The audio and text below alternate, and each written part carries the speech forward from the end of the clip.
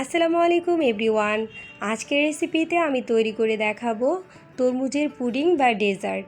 সেটা করার জন্য এখানে আমি একটা বড় সাইজের তরমুজের 4 ভাগের 1 ভাগ কেটে নিয়েছি এবং সেগুলো থেকে বিচিগুলোকে আলাদা করে নিয়েছি।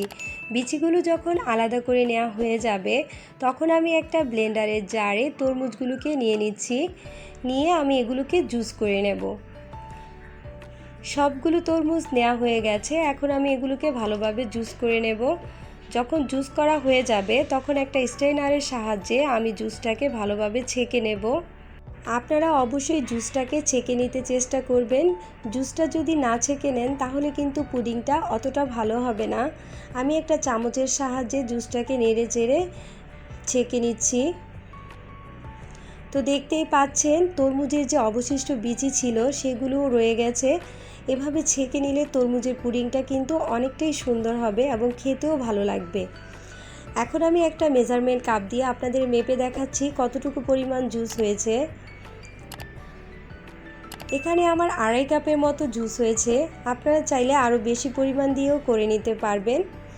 এখন আমি এতে অ্যাড করে দেব 1 কাপ পরিমাণ লিকুইড দুধ। দুধটা দেওয়ার ফলে কালারটা একটু চেঞ্জ হয়ে যাবে, এতে ভয় পাওয়ার কিছু নেই। আপনারা যদি না চান তাহলে দুধটা স্কিপ করতে পারেন, তবে দুধ দিলে কিন্তু পুডিংটা খেতে আরও বেশি মজার হবে। আর এখানে দিয়ে দিচ্ছি 1/4 কাপ পরিমাণ চিনি। আমি এখানে অল্প পরিমাণেই চিনি দিচ্ছি কারণ আমার তরমুজটা অনেকটাই মিষ্টি ছিল, তাই এখানে চিনির পরিমাণটা আমি কমিয়ে দিচ্ছি। আর দিয়ে দিচ্ছি 3 চা চামচ পরিমাণ আগার পাউডার। প্রতি 1 কাপ জুসের জন্য 1 চা চামচ আগার পাউডারই যথেষ্ট, তাই এখানে আমি 3 চা চামচ পরিমাণ আগার পাউডার দিচ্ছি। এতে করেই পুডিংটা ভালোভাবে সেট হয়ে যাবে। আগার পাউডার দেওয়ার পর আমি সবগুলোকে ভালোভাবে নেড়ে চেড়ে মিশিয়ে নেব। আপনারা এই কাজটা অবশ্যই চুলাতে বসানোর আগেই করে নেবেন, তা না হলে কিন্তু আগার পাউডারটা দলা পেকে যাবে। এভাবে নেড়ে চেড়ে ভালোভাবে জুসের সাথে আগার পাউডার এবং চিনিগুলোকে মিশিয়ে নিতে হবে। যখন মিশিয়ে নেওয়া হয়ে যাবে তখন এটাকে চুলাতে বসিয়ে দিতে হবে। চুলার জালটা এ পর্যায়ে হাই হিটে রেখে আমি এটাকে বলক তুলে নেব। এ সময় কিন্তু অনবরত নেড়ে চেড়ে নিতে হবে, তা না হলে কিন্তু দলা পেকে যাবে। তো দেখতেই পাচ্ছেন বলক চলে এসেছে। এভাবে আমি 4-5টার মতো বলক তুলে নেব। জুসটা যখন ভালোভাবে জাল হয়ে যাবে তখন আমি এটাকে নামিয়ে নেব চুলা থেকে। খুব বেশি সময় কিন্তু এটাকে জাল করা যাবে না, তাহলে কিন্তু অনেক বেশি হার্ড হয়ে যাবে পুডিংটা। এখন আমি জুসটাকে চুলা থেকে নামিয়ে একটা মোল্ডে ঢেলে নেব। আপনারা আপনাদের পছন্দ মতো যে কোনো ধরনের মোল্ডই ব্যবহার করতে পারবেন। জুসটা ঢালা হয়ে গেলে একটা চামচের সাহায্যে এটাকে নেড়ে চেড়ে মিশিয়ে নিচ্ছি। এটাকে আমি নর্মালি 1 থেকে 1.5 ঘন্টা রেখে দেব, পরবর্তীতে ফ্রিজে রেখে এটাকে ঠান্ডা করে নেব।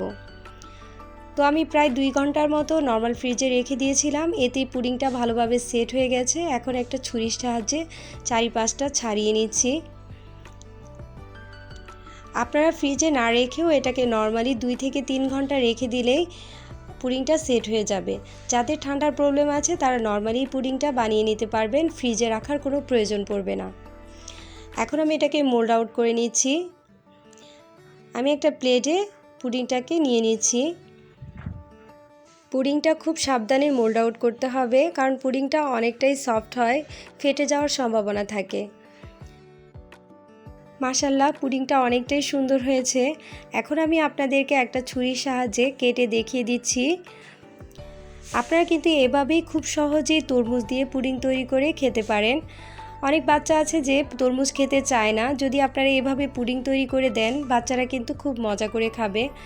আর এখন তো তরমুজের সিজন, সব জায়গায় তরমুজ পাওয়া যায়, তো হাতের কাছেই আপনারা তরমুজ দিয়ে এই মজাদার পুডিংটা তৈরি করে খেতে পারবেন। এটা বাচ্চা থেকে বড় সবাই খুবই পছন্দ করবে। ঠান্ডা ঠান্ডা এই পুডিংটা খেতে কিন্তু সত্যিই অসম্ভব মজার। আশা করি রেসিপিটি আপনাদের সবার কাছে অনেক বেশি ভালো লেগেছে।